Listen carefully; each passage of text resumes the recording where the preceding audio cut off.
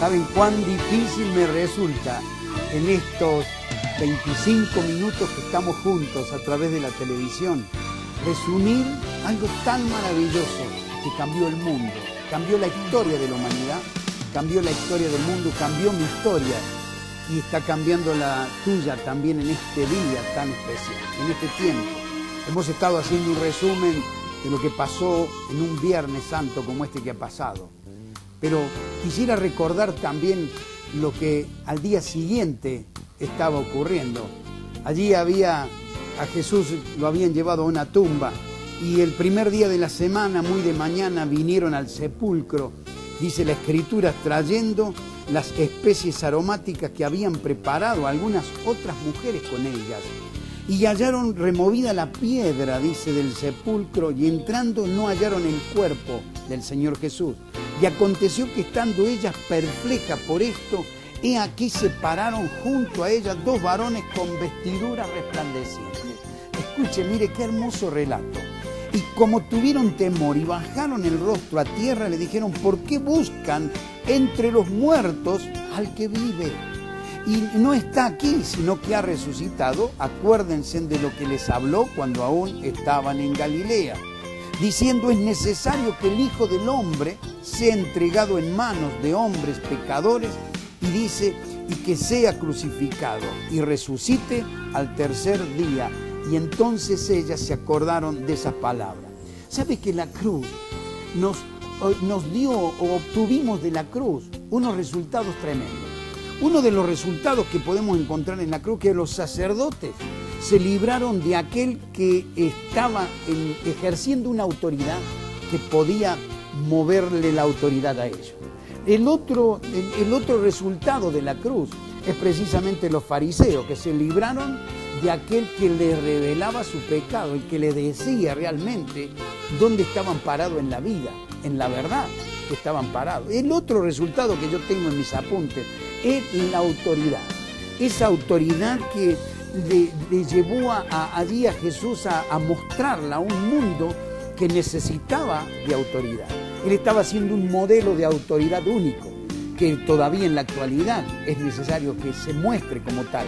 La otra cosa, Pedro, que era un jactancioso, era un soberbio, era alguien que tenía una fuerza muy particular, se humilló y fue realmente humillado, vamos a decir, en el momento de la crucifixión, en el momento de la cruz. Luego lo podemos encontrar a José de Arimatea, que son los resultados de la cruz. José de Arimatea era un hombre que era un cobarde antes, pero cuando ocurre el hecho de la crucifixión, se transforma en un hombre intrépido, en un hombre con garras, en un hombre que por Jesucristo y por la causa de Jesucristo empujó hasta ser aquel que tomó las riendas para poder ponerlo en aquella tumba famosa, donde días después fue el escenario, la escena del impacto que fue puesto en los ojos de aquellas mujeres y que también continuó con la transformación del mundo. Ese escenario del que estoy hablando es ese escenario donde las mujeres encontraron una tumba vacía. Fueron a embalsamar el cuerpo de Jesús el primer día de la semana, lo que nosotros conocemos como el Día del Señor.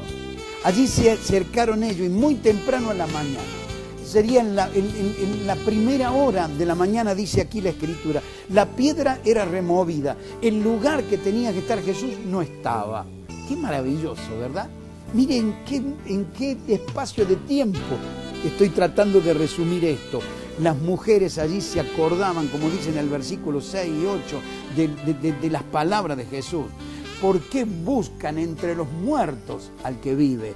Y yo no quiero dejar pasar esta Semana Santa sin decirte esto, porque tiene actualidad, tiene un peso de actualidad hoy. Y muchas veces buscamos la salida, muchas veces buscamos la bendición en muertos. Y buscamos en el muerto al que vive. Teniendo a un Cristo vivo, teniendo a un Dios vivo, buscamos la bendición en los muertos. Aquí estaba estas mujeres buscando entre los muertos el que vive. Qué buena pregunta para hoy. Yo no sé cuántos que están escuchando podrían entender tan maravilloso ejemplo. Y dice que entonces ellas se acordaron de las palabras de Jesús. qué era necesario que aconteciera eso.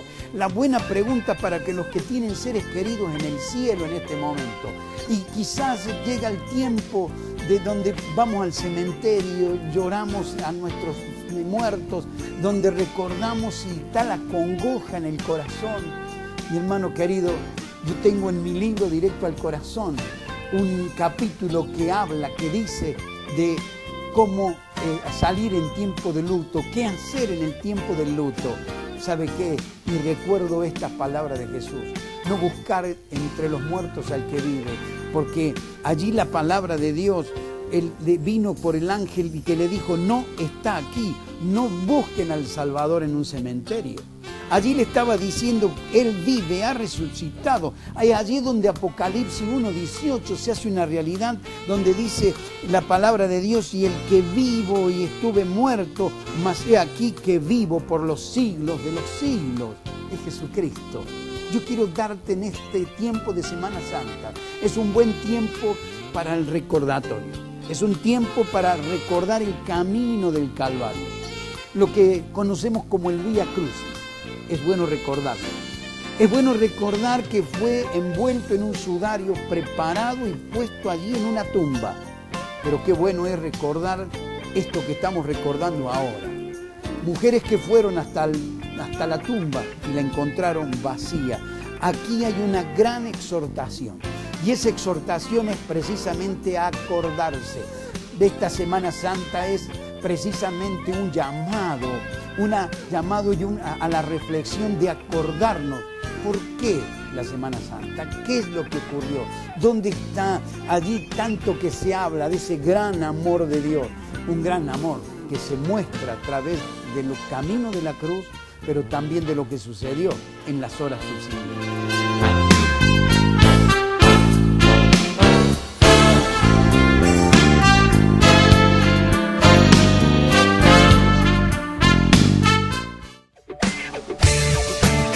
Jornadas de señales, milagros y maravillas junto al licenciado Francisco Bazán.